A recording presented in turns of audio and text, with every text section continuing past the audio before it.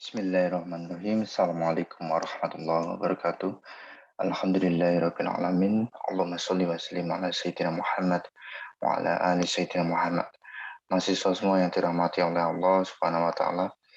Alhamdulillah, pada pertemuan kali ini kita akan melanjutkan materi mata kuliah kecerdasan buatan di pertemuan ke-12, di mana materi kita adalah membangun model. Di dalam kecerdasan buatan perlu adanya pembangunan sebuah model atau beberapa model untuk bisa mengimplementasikan apa yang nanti akan kita pecahkan permasalahan, cari permasalahan yang menggunakan algoritma tertentu atau metode tertentu, sehingga nantinya bisa kita buat sebuah model. Model itu berarti keseluruhan perencanaannya, mulai dari data mentah, data pre-processing, kita lakukan feature engineering, lalu masuk ke metode yang nantinya kita akan terapkan atau akan kita ujikan. Model inilah yang mana dalam satu rangkaian tersebut kita perlu bangun. Ada pembagian data, yaitu data latih, ada K-fold cross validasi, di mana nantinya untuk pengujiannya, lalu menentukan langkah eksperimennya, tahapan-tahapannya, menentukan parameter evaluasi untuk bisa mengetahui tingkat akurasinya, presisi dari model yang kita bangun tersebut. Nah, membangun model klasifikasi di dalam slide ini kita akan melihat implementasi menggunakan library KNN, Decision Tree, Naive Bayes, SVM, Support Vector Machine, dan Boosting. Lalu juga ada matrik performansi klasifikasi. Ada sekitar 49 slide ya, mahasiswa semuanya. Di slide pembagian data, kita sudah mengetahui bahwa data dibagi menjadi dua, yaitu training dan testing. Kenapa harus dibagi dua? Dan presentasinya juga harus baik ya. Pengalaman penelitian saya, biasanya saya menggunakan training data 80% untuk melihat pola dari hasil pengujian atau implementasi data tersebut. 80% dari data kita pakai untuk training, kita latih, kita uji, yang mana nantinya untuk mengembangkan model tersebut untuk bisa melihat pola-pola hasil data tersebut. Lalu 20% selanjutnya saya lakukan uji untuk mengukur performansi model tersebut. Nah, nanti silahkan di-download itu, ada pembagian data iris ya. Loh Pak, di sini kok 70% dan 30%? Nanti dibandingkan boleh ya. Silahkan nanti dibandingkan dengan data training 70%, hasil akurasinya bagaimana.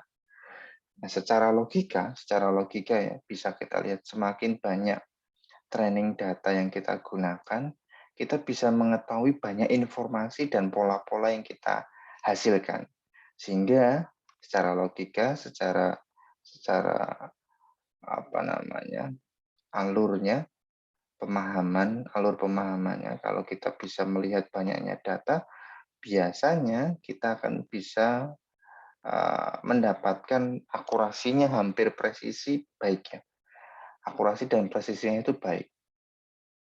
Nah, ini kalau di sini settingnya defaultnya 70 dan 30%.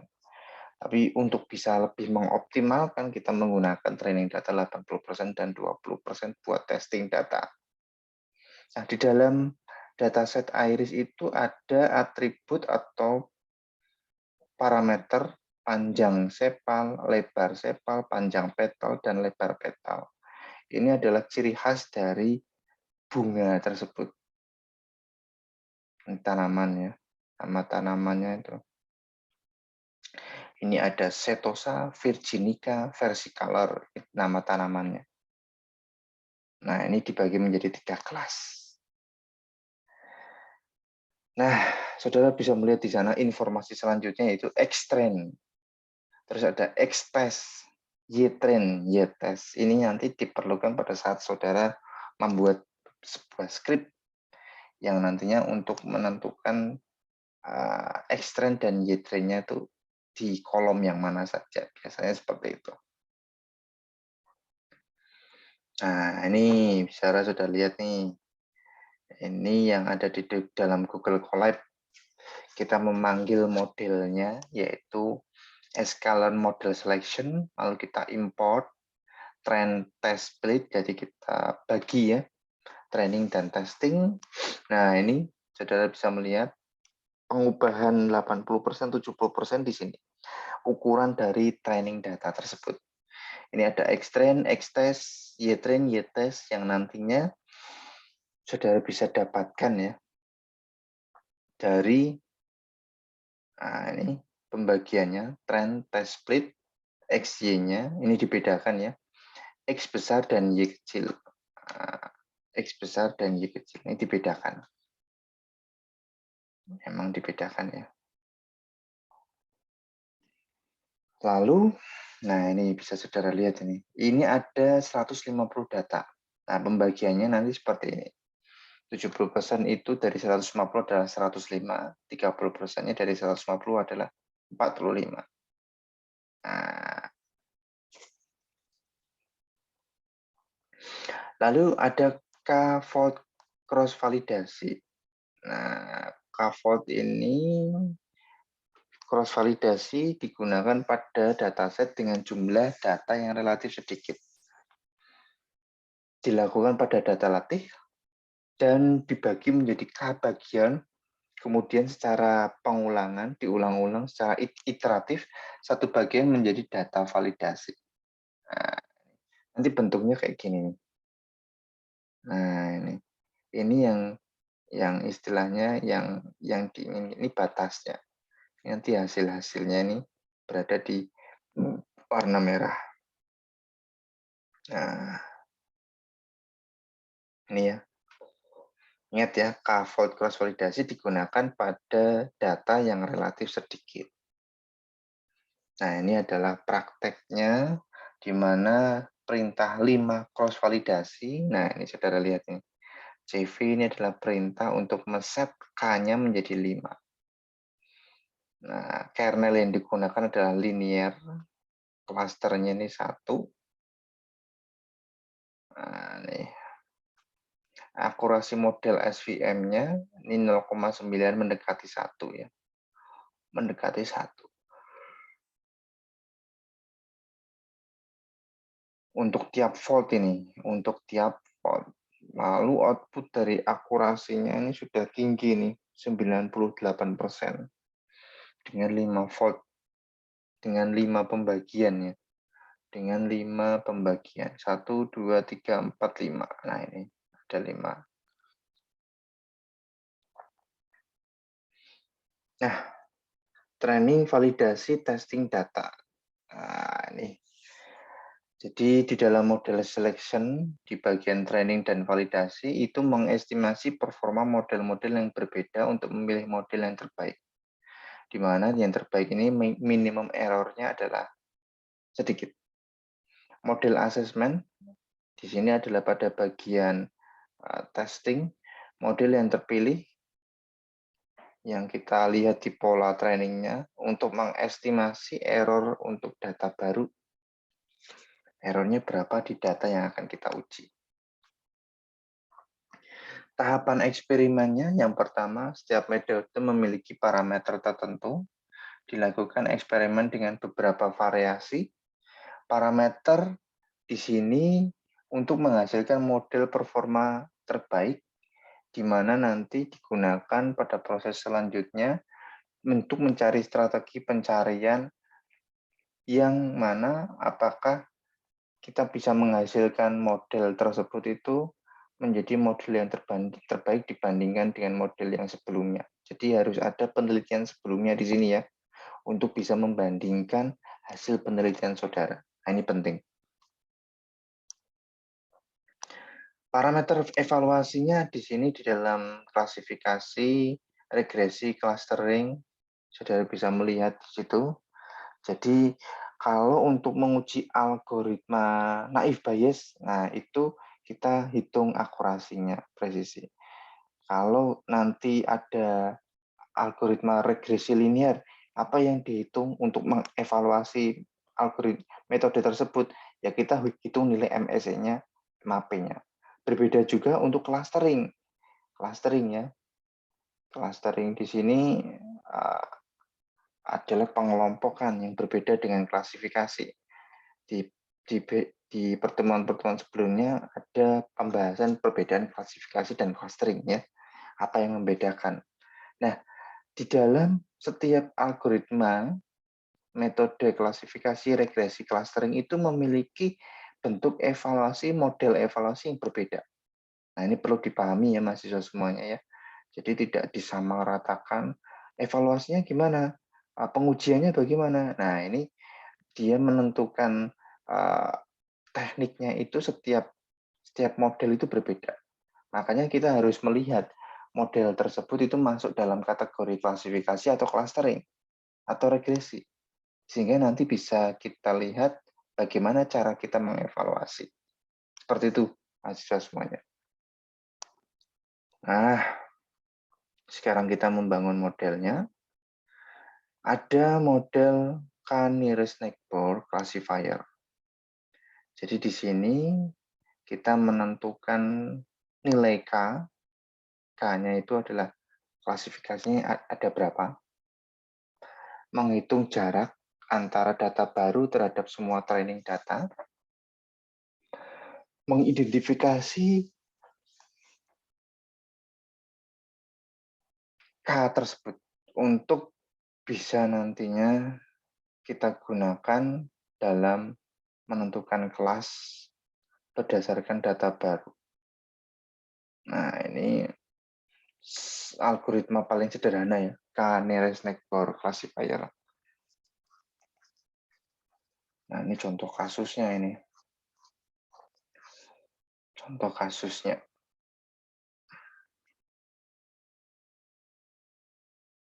Kelebihan dan kekurangannya cocok untuk data numerik. Nah, ini ya penting ya mahasiswa semuanya. Sebelum masuk ke model, saudara lihat datanya dulu. Datanya itu kategorikal atau numerik. Nah, kalau numerik, KNN ini cocok. Mudah dipahami dan diimplementasikan karena dia merupakan lazy learner. Tidak membangun model secara eksplisit ya. Penentuannya di sini data baru membutuhkan computational cost yang cukup tinggi. Nah, ini kekurangan nih. Perlu menentukan nilai K yang sesuai. Nah, ini. Jika terlalu kecil, pembagian K-nya sensitif terhadap noise, gangguan. Jika terlalu besar, nearest neighbor-nya mungkin mencakup data dari kelas lain. Nah, ini kekurangan dari KNN. Nah, ini adalah script dari KNN. Saudara bisa melihat di sana ada Y prediksi dan skor untuk melihat akurasinya.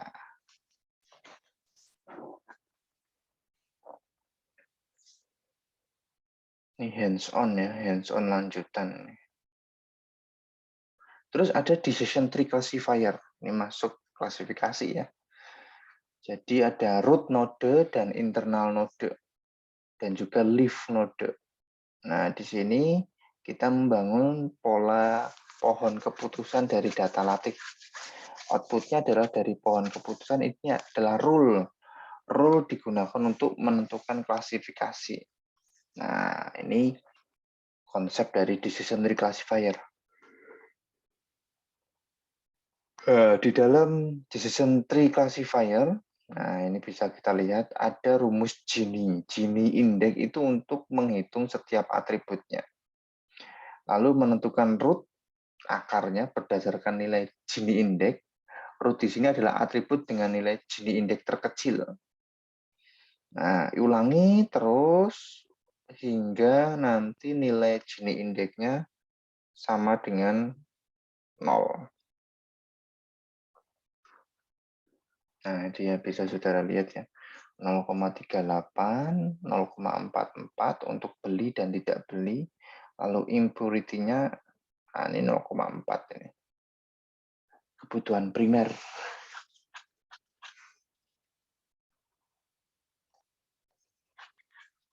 Nah, ada Gini impurity 0 nih. Sudah menjadi 0 ya, berarti nanti berhenti ya. Dia menjadi root terakhir kalau sudah menjadi 0 Gini-nya. Kalau kita hitung ya. Nah, ini adalah cara yang saudara bisa melihat untuk konsep decision tree classifier.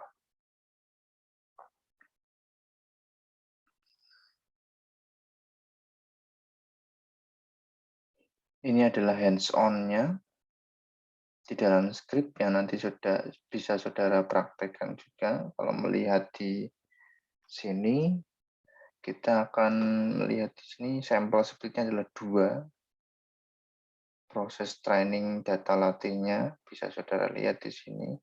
Kita harus melakukan fitting. Kita paskan dulu antara X-train dan Y-train, apakah tabelnya sama, kolomnya sama.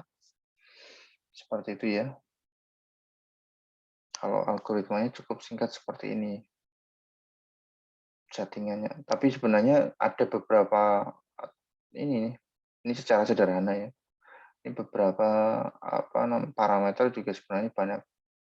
Silakan nanti di searching di decision tree classifier ya. Oke. Ini hands-on lanjutan. Maksimal depth itu kedalaman tree yang dibentuk. Makanya di sini non ya. Tidak ada maksimalnya, terserah nanti Gini indeksnya biar yang bekerja. Nilai defaultnya non. Non ini akan terus mendalam sampai seluruh Gini impurity-nya sama dengan 0. Jadi nanti kalau sudah sama dengan 0 berhenti dia untuk membuat leaf node-nya.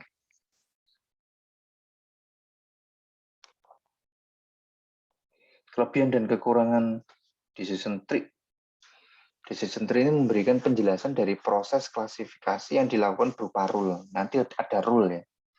Jadi dibuat beberapa rule dari hasil Gini index tersebut. Proses pembangunannya untuk data numerik menjadi lebih rumit dan memungkinkan terdapat informasi yang hilang.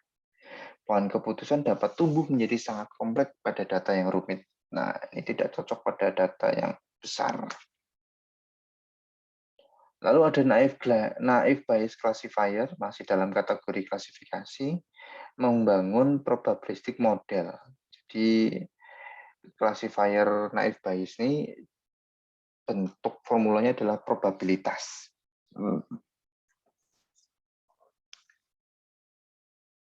Ini contoh kasusnya. Ini untuk bermain tenis atau tidak ya. Berdasarkan dari parameter outlook, temperatur, humidity, dan wind. Nah, ini kita hitung probabilitas dari data trainingnya. Kalau ini adalah script yang dibuat di dalam Google Colab ataupun Jupyter Notebook, saudara bisa melihat. Kok singkat banget ya Pak, naive Bayes, Bernoulli, NB gitu. Tapi kalau saudara buka library naive Bayes di sini, ya biasanya banyak fungsi yang di dalam library tersebut ya. Fungsinya tadi menghitung probabilitas tadi.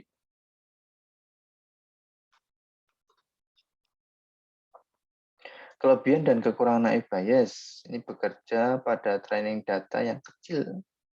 Data trainingnya kecil dia. Itu lebih baik. Proses pembangunannya pada data numerik menjadi lebih rumit. Sama seperti decision tree ya. Memungkinkan terdapat informasi yang hilang. Diasumsikan bahwa satu fitur dengan fitur yang lain saling independen. Hal ini mungkin tidak selalu terjadi pada kasus real. Nah, ini kelebihan dan kekurangan naive Bayes. Lalu ada support vektor mesin, di mana ciri khasnya adalah saudara harus membangun hyperplane pemisah untuk bisa menentukan vektor-vektor pendukung dari data yang saudara nanti lihat di dalam polanya. Nah, rumus dari support vektor mesin itu data dikumpulkan, di-scatterkan, dipolakan, lalu kita tentukan hyperplane-nya untuk bisa menentukan support vektornya. Antara kelas 1, nah ini kan berbeda kelas ya, pemisah kelas. Hyperplane di sini untuk memisahkan kelas 1 dengan yang lainnya. Untuk bisa membedakannya, kita hitung jarak ya, dengan hyperplane. Titik data dengan garis hyperplane tersebut kita hitung. Sehingga nanti kita bisa mendapatkan pemisah antara dua kelas tersebut. Nah, ini kernel linear polinomial di sini untuk apa? Memetakan ya. Memetakan ruang dimensi. Kita gunakan fungsi-fungsi kernel ini nantinya. Dengan fungsi kernel ini menghasilkan fitur baru yang akan digunakan dalam klasifikasi data yang nanti kita bentuk visualisasi pola. Nah, ini SVM parameter C. Nilai C yang terbaik harus dicari agar SVM terjadi keseimbangan. Nilai C yang tinggi dan rendah di sini ya. Saudara bisa melihat nilai C yang rendah, model akan mentolerir data yang salah diklasifikasikan. Wah, ini C-nya 100, C-nya 1. Wah, saudara bisa melihat di situ.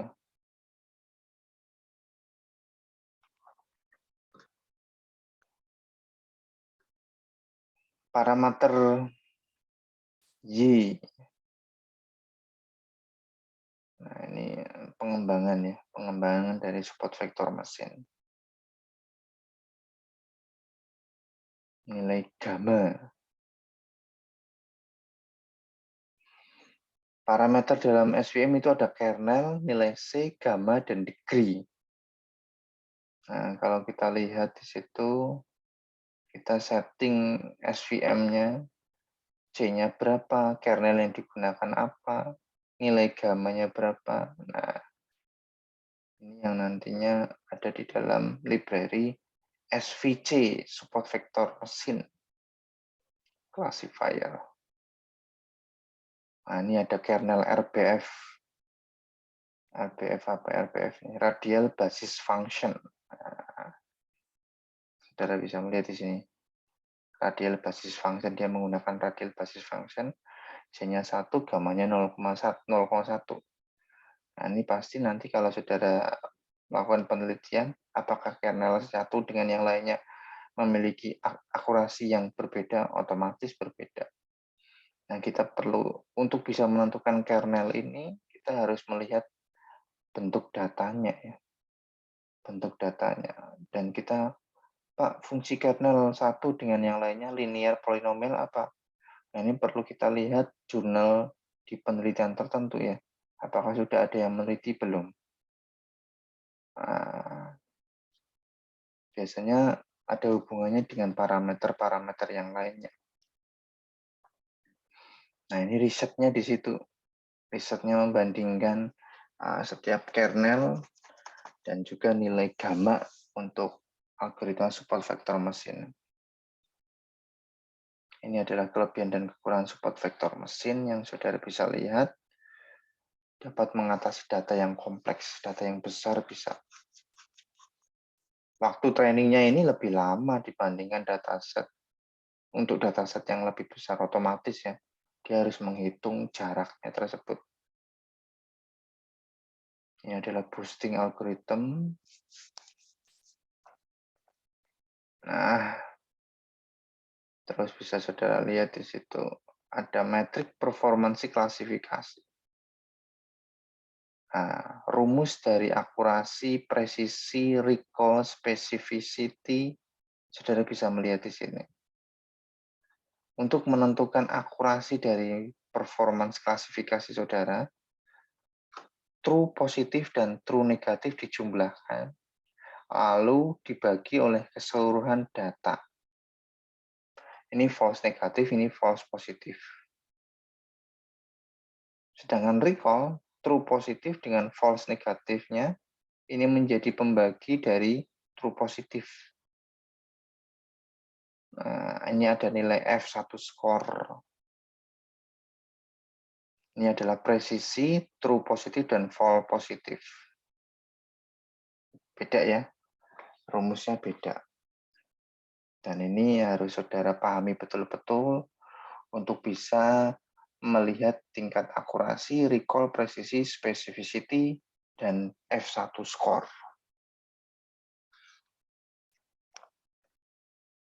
Ya itu mahasiswa semuanya untuk pertemuan hari ini. Nah, perlu saya informasikan untuk bentuk kehadiran dan keaktifan saudara di pertemuan 12 ini, silakan nanti membuat new discussion dengan judul nama dan NIM. Silakan nanti untuk bisa menjawab pertanyaan saya selain algoritma tadi dalam bentuk klasifikasi ya.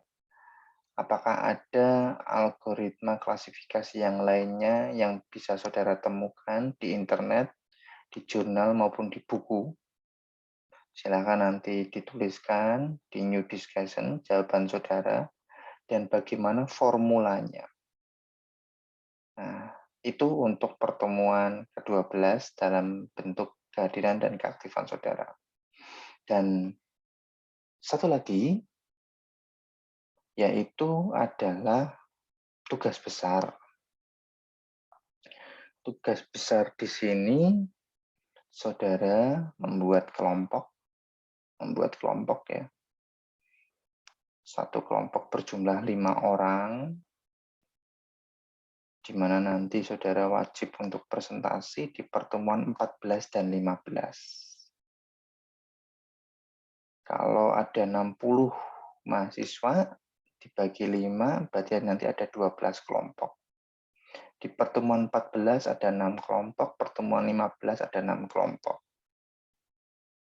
6 kelompok tersebut harus setor video link presentasinya, video link YouTube presentasinya, di mana saudara nanti silahkan mencari implementasi algoritma yang saudara dapatkan di dalam satu paper di jurnal tertentu yang nanti saudara bisa download di Google Scholar. Implementasi artificial intelligence untuk menyelesaikan membantu pekerjaan manusia sehari-hari. Entah itu prediksi, entah itu klasifikasi, apakah itu nanti terkait persoalan yang saudara nanti ingin klasterkan, dibagi per kelompok. Nah, silakan ambil satu paper di jurnal yang nanti saudara dapatkan, lalu presentasikan, dibaca paper tersebut, lalu presentasikan. Dari 5 orang tersebut, silakan bergiliran untuk memberikan pemahaman, menjelaskan ke teman-temannya dan juga saya, paper tersebut itu untuk menyelesaikan masalah apa, dan bagaimana cara menyelesaikan masalah tersebut dengan algoritma artificial intelligence tersebut. Ingat ya, artificial intelligence memiliki banyak metode algoritma yang bisa nanti saudara lihat di dalam Google Scholar.